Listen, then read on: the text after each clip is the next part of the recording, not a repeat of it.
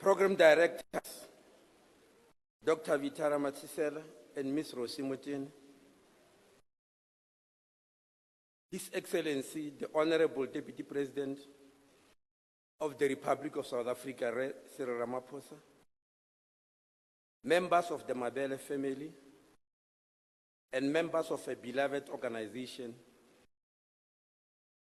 the Positive Women's Network, members of the South African National AIDS Council, and the members of the HIV/AIDS and TB community, colleagues and friends. It is with a very heavy heart that I wish to pay tribute to Ms. Prudence Mabele today. Her passing was very unexpected, at least to me. Her life was a life well lived, saving others, but I believe much too short. Those of us who knew and worked with Prudence know that she was tenacious. She was unafraid to say what is in her mind, and she was a fierce fighter for what she believed to be right. Her ability to organize the HIV/AIDS community and demand the end of denialism and the rollout of ARVs are well known. Here is one individual who was involved in the establishment of at least two organizations, the Treatment Action Campaign and the Positive Women's Network. Prudence and a beloved network were committed to facilitating the creation of an environment free of stigma and discrimination, and one that promoted gender equity and respect for human rights in the context of HIV and AIDS. Prudence demanded that people living with HIV should live their lives with dignity. And I believe that in this case, she has been largely successful. She was infected at a relatively young age, but rose above the disease. She's a shining example of the courage and fortitude of many South Africans. Prudence experienced many challenges in her life, but she never gave up. And this is a key lesson from the life that she has lived. It is therefore not surprising that global luminaries like Michelle Sidibe, the Executive Director of UNAIDS, our very own Phumzile Mlambo-Ngcuka, the Executive Director of UN Women, the PEPFAR Ambassador, Debbie Biggs, and the Singer Bono, among the others, all pay tribute to Prudence. Her efforts with and for HIV community have been recognized worldwide. In celebrating Prudence's life and work, we need to rededicate ourselves to the fight against HIV epidemic, as well as its twin, the TB pandemic. The National Strategic Plan for HIV, TB, and STI 2017-2022 commits us to reduce new HIV, TB, and STI infections and to ensure that we meet the 1990 targets for HIV and TB. It also recognized that the large number of new infections in adolescent girls and young women need our undivided attention. In line with the objectives of Positive Women's Network and to ensure that Prudence's work continues uninterrupted, We must work hard to reduce new infections, especially in adolescent girls and young women, and ensure that those who are infected are initiated on ARVs and importantly, supported to continue to take their medication, as Prudence did. As we all know, the Deputy President of the country, Cyril Ramaphosa, who's going to speak here today, launched a campaign which we call She Conquers. When she launched the campaign, we have named it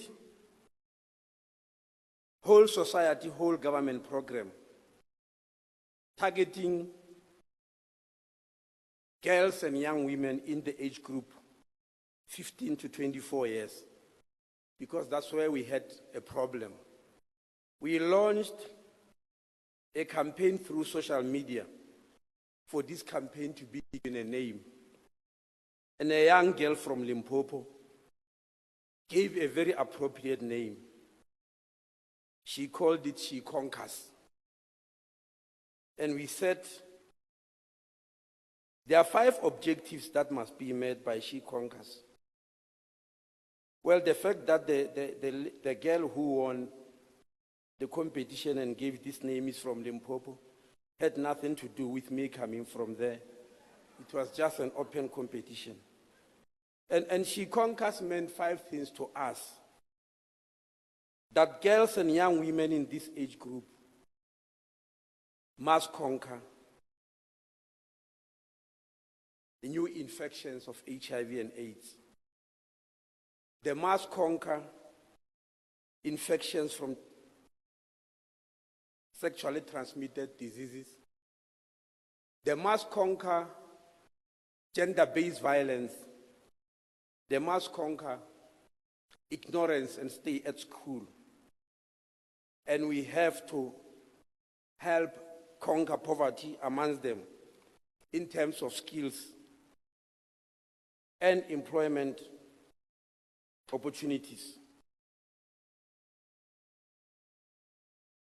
Young women, positive or negative, must feel empowered, and we, as government, the private sector, civil society, all South Africans must continue to work together to ensure that we do not fail our young people. Friends, I want to tell you today that the journey is still far from over. Prudence has, in the wisdom of God the Almighty, fought her battle, and her journey with us, at least in this life, ends here. She is continuing another journey beyond, and we believe she'll still be with us in heart and spirit. But we have got to move forward without her, but in dedication to her and the life she has lived. As I have said, we still got a big job in making sure that we prevent new infections in these young people, as I've mentioned. The fact is true that health services around the whole world are very curative, because a curative healthcare is always profitable. One of the battles we have got to fight is to put the stamp of preventative healthcare on our healthcare system and make sure that prevention and prevention and prevention becomes the order of the day. The second thing I want to mention in this regard is the battle against TB. Many of you might not be aware that regardless of the fact that TB has been with us for more than 200 years now. It is still a problem. And this is very surprising. Not talking of South Africa only, but for the whole world. In the past 200 years, TB has killed more people than HIV/AIDS itself, than influenza, than cholera, than malaria, than bubonic plague, all of them added together. But still, we are still having a problem. It is for this reason, as Dr. Victoria Mabele has said, in my capacity as the chairperson of the Global Stop TB Board, the Global Stop TB Board, and as a co-chair of the Global Parliamentary Caucus on TB, fought that heads of states must start paying attention to TB. And I'm happy to announce that next year, in September, at the United Nations General Assembly, a high-level meeting is going to be convened where all heads of states around the world are going to debate this issue of TB and try to come up with an everlasting solution. I would have loved to travel to United Nations and New York with people like Prudence, because it's in their name that that battle has been won. That at long last, heads of states are going to listen. TB is the only major disease in the world which has not been debated at United Nations. And we are happy that it is going to be. But just to give you a few headlines, we need to work hard because we are one of the what is called high prevalence countries. Among all the countries of the world, that where the scourge of TB is the highest. South Africa is unfortunately mentioned amongst one of those. But I want you to also acknowledge, without any prejudice and jealousy, the amount of work that we have already done so far, and help to strengthen it, especially as activists. When the new diagnosis for TB called Gene Expect was introduced to the world in 2011, I can report to you today that South Africa is the only country in the whole world that has got 100% coverage of Gene Expect technology. And this has been confirmed by the World Health Organization. Of the new drug, which is called betaguilin, which we use to treat multi-drug resistant TB, 60% of all the people who are on betaguilin in the whole world are in South Africa. That is the best we could do. The INH preventative therapy, those people who are HIV positive, who we have decided to put on isoniazid to try and prevent them from getting TB. I'm here to report to you that 60% of them globally, those who are on INH, are actually in South Africa. So we are trying our best, and we want to work together to make this best the real best. And so when we go to United Nations next year, we are going to pull together the whole world to follow our example. And I believe sometimes this year, we need to launch new and extensive, more comprehensive campaigns for TB than we have done. We are the only country in the whole world where we have put Gene Expect in all the correctional service facilities. And this has been confirmed to me by the Executive Director of Stop P Partnership in Geneva, that there's no other country that has done that. But as I said, we need to work much harder. Lastly, I want to warn HIV/AIDS activists gathered in here today that the battle is not yet over. Still far from being over. And that we are not going to easily win this battle against all these major diseases if we don't change the way the healthcare system is financed. It is for this reason that we released and introduced the National Health Insurance, or the NHI.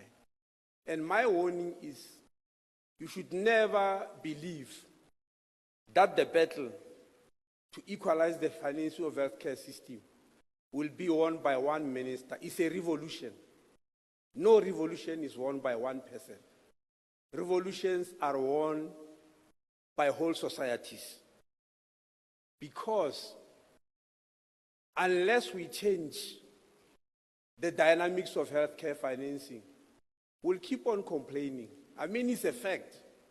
We are living in a country where 4.4% of the gross domestic product is taking care of the health of only 16% of the population. 16% spending 4.4% of the gross domestic product on their health. And the remaining 84% have to share 4.1% of the GDP. It's extremely abnormal, and I'm here to inform you that there's no country in the whole world that is spending so much money on the health of so few people. We are the only country that is doing that. And for that reason, we have been named by the World Health Organization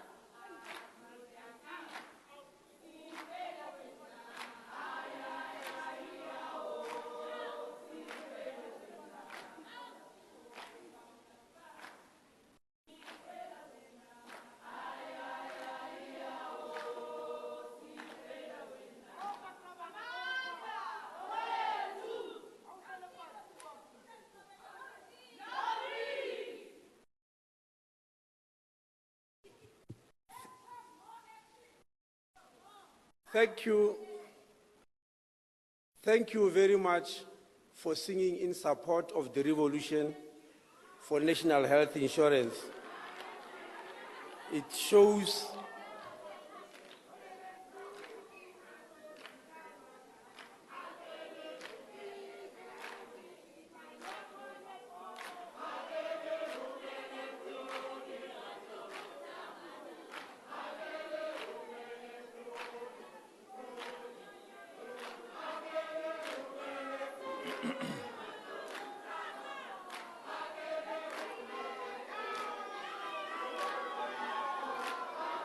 no, leave them.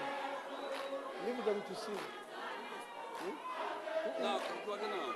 Yeah, but what well about the about the 45.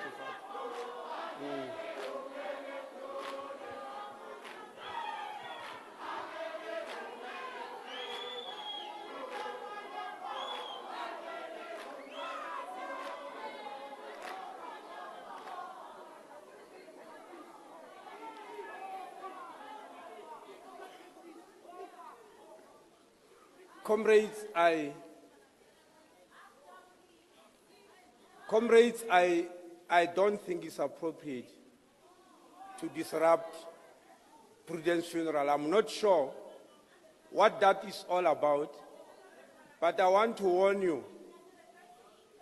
Yes.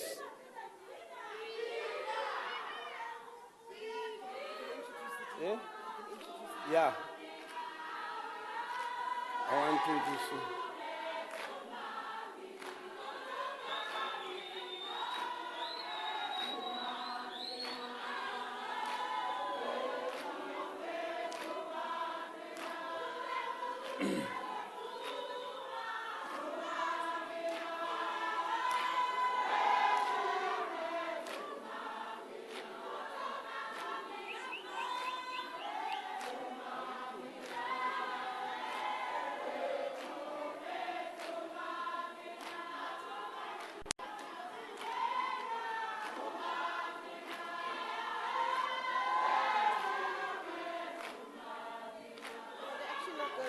They're not going to. No, but he can't come and talk. Okay. Minister, may I make an appeal? No, I want to introduce the DP. Yeah, that's what we want to do. They say, can you please introduce the DP so that I'll we do can so. cover the island? Yeah, ladies and gentlemen, let me take this opportunity to introduce to you the Deputy President of the Republic of South Africa, who is also the chairperson of the South African National AIDS Council, who I then report to in all matters of health pertaining to HIV, AIDS, TB, and the STI, who is then the custodian of the National Strategic Plan on TB, HIV, AIDS, and STI, which we have just launched recently, who is then the commander-in-chief in this battle of she conquers. Deputy President, please take the stage.